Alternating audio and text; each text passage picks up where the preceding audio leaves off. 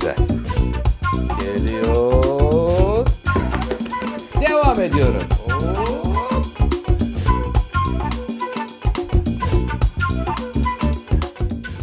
Merhaba sevgili seyirciler, kanalıma, mutfağıma hoş geldiniz, sefalar getirdiniz. Bugün size şöyle biber salçalı, cevizli, güzel bir poğaça hazırlamak istiyorum. Poğaçamız rulo şeklinde olup böyle dilim dilim kesilen, görselliği ve lezzeti mükemmel bir poğaça. Aynı zamanda da yapımı çok kolay sevgili seyirciler. Öncelikle hemen malzemeleri sayıyorum. 4 su bardağı un ile hazırlayacağım poğaça hamurumu. 1 çay bardağı ayçiçek yağı, 1 çay bardağı süt, 1 çay bardağı su. Üstüne sıcak su koyacağım, ılık yapacağım çünkü. 1 tatlı kaşığı tuz, 1 tatlı kaşığı toz şeker, 1 paket instant maya, 1 yumurta. Burası iç harç bölümüydü. Özür dilerim, hamurun bölümüydü. İç harcına geldiğimiz zaman 2 çorba kaşığı biber salçası, 3 diş sarımsak, sevgili seyirciler 1 çay bardağı ceviz, biraz da zeytinyağıyla güzel, enfes bir poğaça hazırlayacağım sevgili seyirciler. Hemen şurada 2 çorba kaşığı biber salçasını bir kase içine alıp üzerine 3 diş sarımsak eziyorum. Sevgili seyirciler, sarımsak sevmiyorum derseniz sarımsak koymayabilirsiniz. Yalnız sarımsaklı olduğu zaman çok güzel oluyor. Deneyin. Beğenmezseniz bir sonrakinde sarımsak koymayabilirsiniz. Siz bilirsiniz sevgili seyirciler. Evet, şimdi sarımsağı ezdim. 3 diş. Sarımsak, biber salçası. Biraz da buraya az bir şey zeytinyağı vereceğim.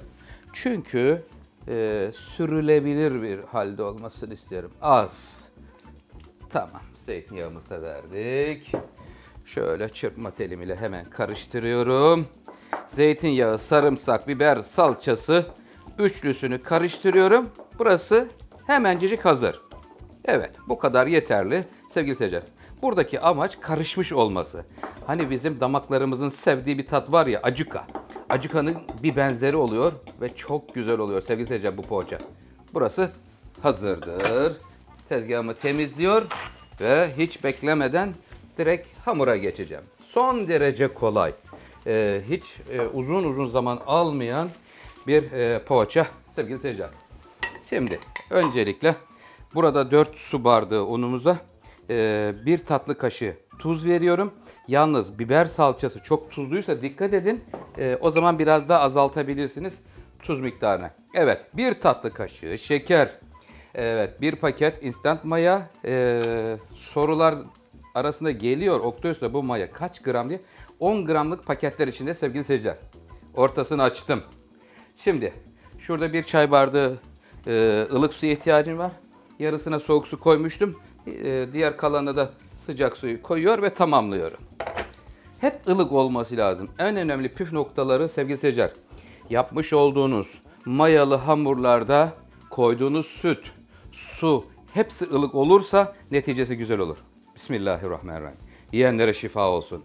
Şöyle çay saatlerinde ne de güzel olur bu güzel lezzetler. Suyun, şimdi bir çay bardağı suyum var ya, bunun yarısını bir dökeceğim. Kontrollü gitmek lazım. Ne olur ne olmaz. Şimdi fazla gelirse bu defa ne yapmamız gerekiyor?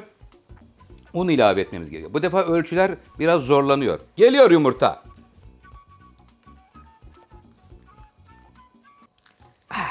Güzel. Yumurtayı da kırdık. İç harcımız anında hazırlandı. Biber salçası, sarımsak, zeytinyağı karışımı burada hazır. Ceviz üzerinde. Buraya karıştırmıyoruz. Bakın acuka gibi dedi Oktavius ama cevizi karıştırmadın diyebilirsiniz. Cevizi karıştırmayacağız. Ceviz katmanların arasında yer alacak. Bismillahirrahmanirrahim. Şimdi havuzun içinden başladım. Şuradaki suyum beklesin sırada. Ne olur ne olmaz. Her zaman tedbirli olmak lazım sevgili seyirciler. Havuzun içinden başladım. Bazen şovlar böyle oluyor sevgili seyirciler.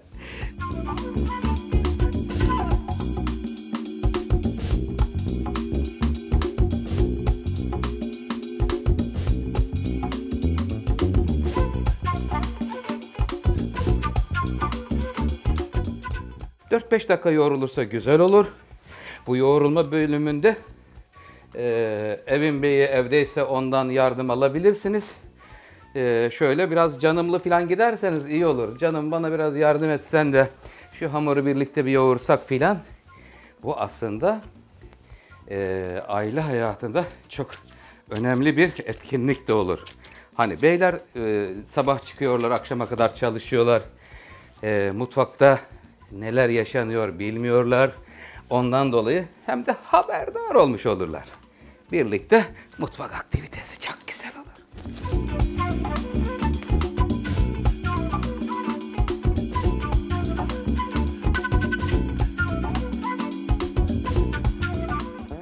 Rulo poğaçamızın hamuru hazırlandı. Şimdi yumuşacık bir hamur. Güzelce yoğrulduktan sonra yoğurduğumuz kabın içine tekrar alıyorum. Ve üzerine streç film, buzdolabı poşeti, Allah ne verdiyse güzelce kesip kapatıyoruz. Ve üzerine bir örtü kapatıp yarım saat mayalandırıyoruz. Önemli püf noktasıdır. Birinci mayalanma iyi olursa sonraki mayalanmalarla bütünleştiğinde enfes bir poğaça ortaya çıkar. Kapatıyor ve mayalanması için ılık ortamda bekletiyorum 30 dakika. Cevizli ve biber salçalı poğaçamız için hemen bakalım nasıl mayalanmış. Üzerindeki örtüyü açtım. Evet, şöyle açıyorum sevgili seyirciler. Ilık ortamda mayalandırıyoruz. Bakın yumuşacık, görüyor musunuz? Ilık ortamı sever.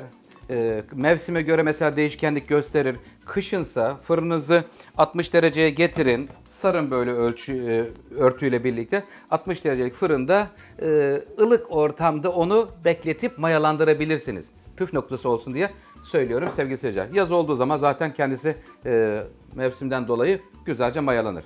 Şimdi bakın yumuşacık olan hamurumuzu şöyle bir güzel uzatıyorum sevgili seyirciler. Önce uzunlamasına. Çünkü bize uzun olup sonra da rulo şekli lazım bu hamurda. Önce elimizle uzatalım. Sonra da merdane ile devam edeceğiz sevgili seyirciler. Yumuşacık, sevgiyle hazırlanmış bir hamur. Bakın pamuk gibi güzel. Tezgaha un serptim. Biraz daha un. Güzel. Evet, merdane için hazır mıyız? Hazırız. Hadi bakalım. Gel bakalım canım.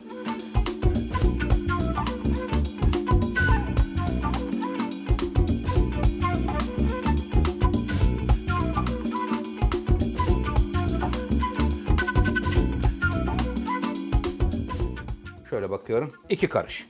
Evet, 2 karış da eni olmuş. İncecik bir hamur sevgiyle açıldı ve şimdi sarımsak, zeytinyağı, biber salçasıyla birlikte hazırlanan karışımlı sosu sürüyorum. Hazır mıyız? Geliyor arkadaşımız, yakından giriyor ve devam ediyorum. Hop! Gördünüz mü? Şu manzaraya bakın. Sevgili seyirciler. Sarımsak, biber salçası, zeytinyağı ile birlikte bir kırmızı sos hazırlandı. Şimdi sosu her yerine bir güzel sürüyorum sevgili seyirciler. Oh, çok güzel oldu sevgili seyirciler. Güzel demlenmiş çay ile birlikte. Bu güzellikler inşallah seyircilerimin mutfağında olacak. Tamam, her yere gitsin şöyle. Canım benim parmaklarda da kalmasın. Tam şu uç noktaya şuraya sürmeyelim. Orası kapattığımız yer. Oraya birazcık su süreceğim çünkü. Yapışması için katmanlarının. Tamam. Şimdi burası hazır. Şimdi sırada ceviz var. Ceviz geliyor. Sarımsak, biber salçası, cevizi, her bir şeyi bu poğaçanın içinde katmanların arasında gizli. Tamam. Cevizi de yayıyorum. Ceviz iri kırılmış olursa çok güzel olur.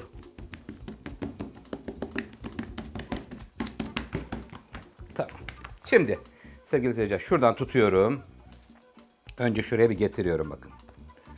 Gel canım gel. Şurada ellerimizdekileri de sürüyoruz buralara. İsraf olmasın. Sonra şuradan sonra ruloya başlıyorum. Bakın. Rulomu yapacağım. Sonra eldivenlerimi değiştireceğim.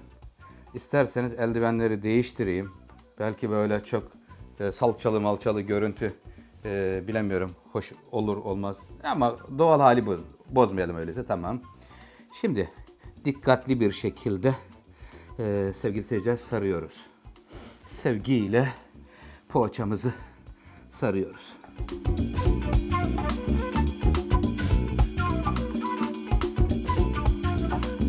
Güzel. Şimdi şuraya, şu bitiş noktasına hiçbir şey sürmemeye özen gösterelim.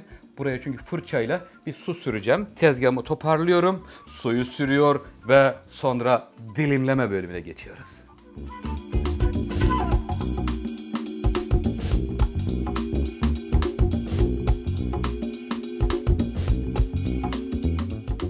Poğaçamızın son bitiş noktasına fırça yardımıyla su sürüyorum. Kolay yapışabilsin diye rulolar açılmaması için şöyle güzelce sürelim, ıslatalım ki orada bir ıslaklığıyla o yapışırlar sonra. Tamam, gel canım, fırça yardımıyla. Evet sevgili seyirciler, sürdük. Tamamdır. Rulomuza devam edelim. Güzel. Şurası bittiği yer. Tamam. Orada şimdi şöyle yapıyorum bakın. Orada bir kaynaştırma. Suyu sürmüştüm ya. Şurada. Heh. Kaynaşır mısınız canım? Sevgiyle buluşun hadi. Şu yanlarda şöyle içeri doğru biraz itiyorum. Kaynaşınca geri alacağım şimdi. Tamam, kaynaştı. Alabilirim artık. Tamam. Bittiği yerde yine dursun. Tezgahımı hemen bir sileyim. Su olmaması lazım artık buradan sonra. Çünkü yapışır sulu olan yerler. Evet, şimdi sevgili seyirciler, buradaki kalınlıklarını kontrol ediyoruz. Son derece güzel. Şu bitiş yeri alta gelsin keserken. Geldi mi? Geldi. Bismillahirrahmanirrahim. Önce ortadan ikiye kesiyorum.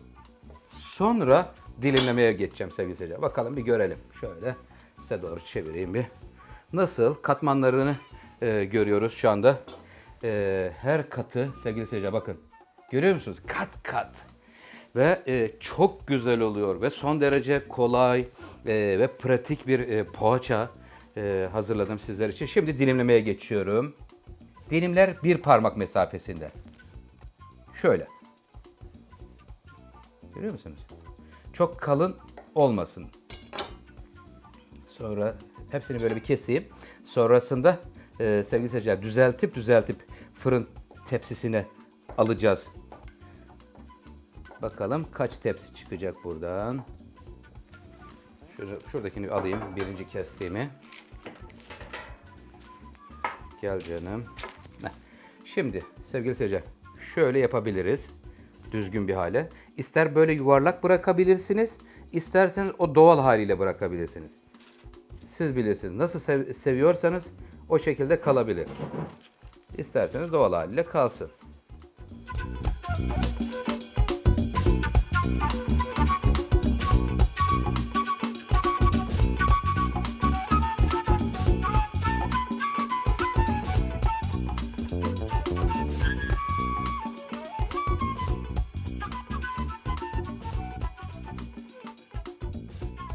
Birinci tepsimiz doldu. Şimdi ikinci tepsiye geçiyorum. Yani demek ki o zaman buradan 1,5 tepsi kadar çıkıyor. Ölçümüzden sıkıştırmak istemedim. Sıkışınca yapışırlar diye endişelendiğim için. Yoksa hepsini bir tepsiye de koyabiliriz sevgili seyirciler.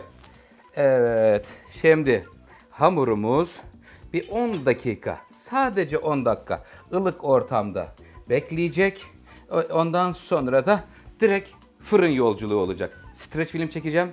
Nemli ortam çok önemli biliyorsunuz. Yakın mesafede naylon nemlendiriyor. Sonra fırın yolculuğu diyoruz.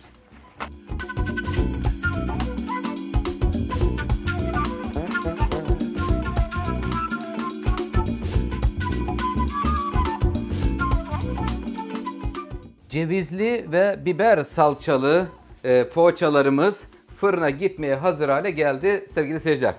Hemen açayım streç filmini de görelim.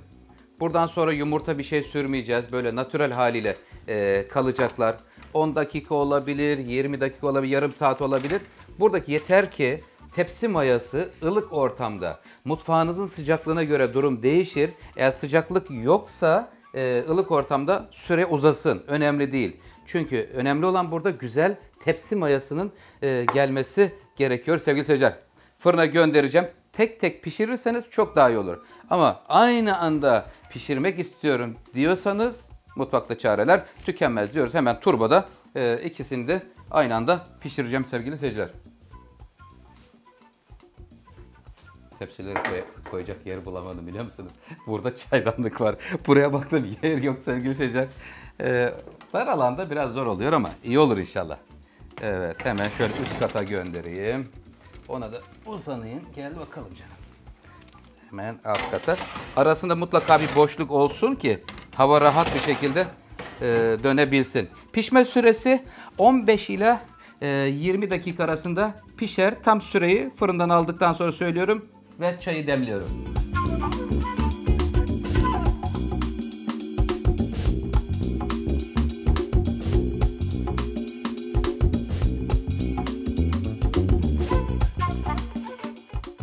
...15 dakikalık süremiz tamamlandı.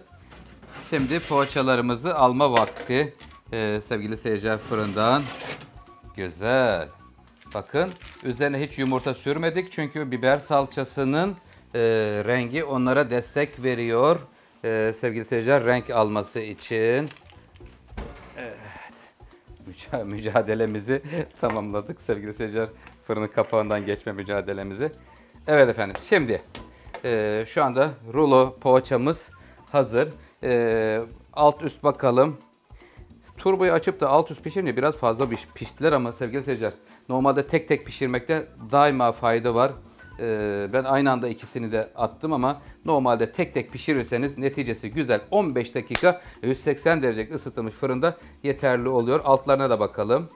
Bakın şimdi altlarını da görüyoruz. Fırından çıkan ürün bir böyle tepsinde mutlaka bir 3-5 dakika bekletin ki kendini çeksin ısı dengesi. Ben şimdi servis yapacağım ama sizler mutlaka öyle yapın sevgili seyirciler. Bismillahirrahmanirrahim. Gel bakalım canım. Şimdi yuvarlak bir tabağa diziyorum. Sevgili seyirciler cevizli, biber salçalı, hem yapımı kolay, tadı çok güzel olan bir poğaça tarifini sizlerle paylaşmanın mutluluğunu yaşıyoruz. Oo canım benim. Sıcak sıcak sıcak ve taze. Evet şöyle bunları da alalım ortaya. Gel canım. Bir tabak dolusu ne kadar çıktığını da görelim. Ondan dolayı alıyorum tabağı. Güzel. Şunu alalım buradan. Evet sevgili seyirciler zemin tamamlandı. Şimdi üst bölüme geçiyorum. Bir tane doku testi için ayırıyorum buraya. Dumanı tüten sıcak poğaça hazırlanmış oldu sizler için sevgili seyirciler. Tamam. Poğaçamız hazırdır. Şimdi tepsileri alıyor ve çayı hemen dolduruyorum ve doku testi diyeceğim. Pratik bir poğaça tarifi oldu. Gel bakalım güzel demlenmiş.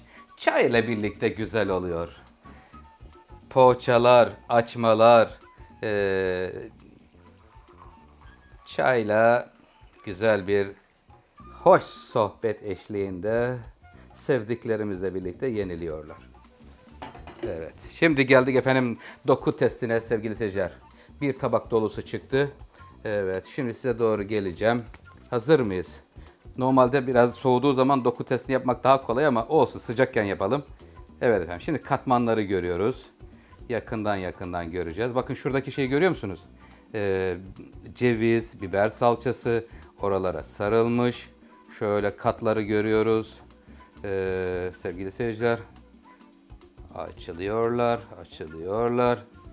Ve efendim şu anda gördüğümüz gibi incecik katlar bu şekilde efendim doku testimizi de tamamlamış bulunuyoruz sevgili seyirciler. Efendim biz ayrılan sürenin sonuna geldik. Kanalıma abone olmayan dostlarımız varsa lütfen abone olursanız sevinirim. Mutlaka bildiri zilini açın. Lezzetlerden haberdar olun. Kendinize iyi bakın. Allah'a emanet olun. Hoşça kalın.